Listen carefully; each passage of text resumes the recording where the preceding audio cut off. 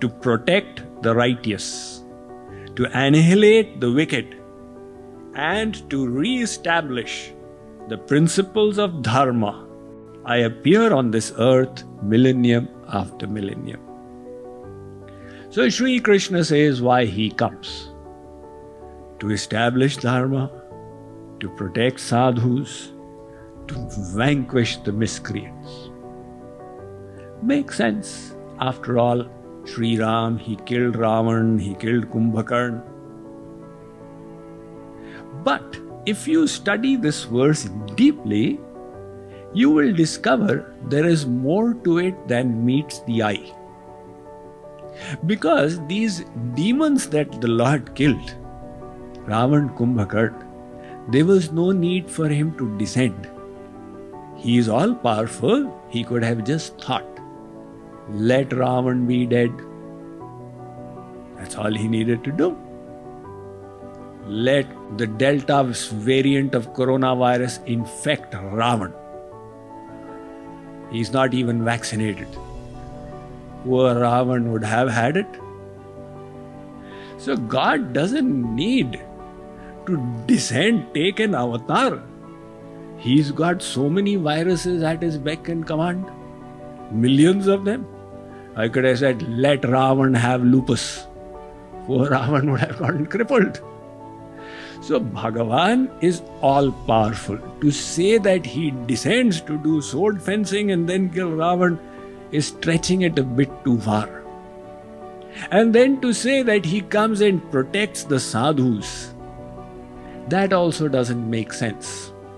Because it's not that he became the bodyguard of these sadhus. He says, I am sitting in the heart of the sadhus and protecting them from inside. So, when he is protecting from inside, he has that ability. Again, it doesn't make sense to say that he descends for this purpose. And the third thing, he comes to establish dharma. Now, have you ever pondered this verse everybody has heard? I descend to establish dharma. And the moment Sri Krishna left, what happened? Kali Yuga started. What dharma did he establish? It's the dharma that he established.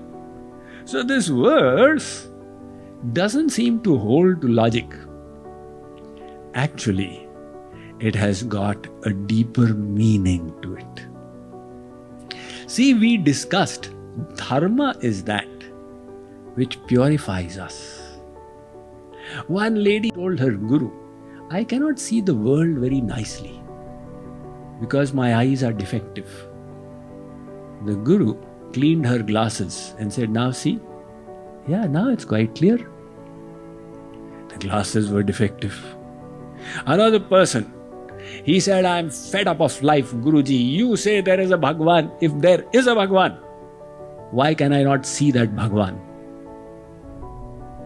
Guruji said, why can a drunkard not see his own home? Because the drunkard is intoxicated. The home is right there. The drunkard is inebriated. Now there was one drunkard who was standing on the road in front of his own home and he was swaying from side to side. It was midnight. The police came. And the police said, what are you doing? He said, I am waiting to go to my home. They said, why don't you walk in? The drunkard said, the whole world is rotating round and round. So I am waiting for it to stop, only then I can walk in. The world is not rotating, but it is seeming like that to the drunkard. So likewise, Guruji said that just as the drunkard can't recognize his own home, though it may be in front, God is here, but you don't have the apparatus to see Him. And what is the apparatus you need? You need to purify yourself. So how will you purify yourself? By attaching your mind to the all-pure. Either to the formless Bhagwan or to the personal form of Bhagwan, to anything, you attach your mind to the all-pure and your mind will get purified. So how will we souls lift ourselves? By engaging in devotion of the all-pure.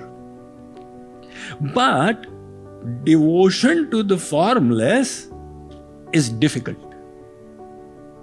There is no basis to which you can attach the mind. So God takes the avatar to give us a means to do bhakti. Now that he took the avatar, we came to know of his form, of his pastimes, of his birth, of his name, of his qualities. Now we have the paraphernalia we need to do bhakti. So this is the dharma he established, the dharma of bhakti. He gave to us the Naam Roop Leela Gundham, by which generation after generation for thousands of years to come will be able to do bhakti. More than 5,000 years have gone by and still we are celebrating Janmashtami. What a wonderful way of doing bhakti. If the avatar had not happened, we could not have celebrated Janmashtami.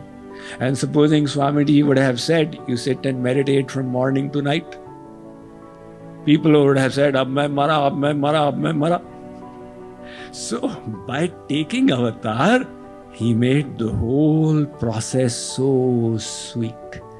Now you sing his glories, you enact them, you dance to them, you cut cakes in accordance with them, you make them all a celebration. This is the dharma that he established, the dharma of bhakti.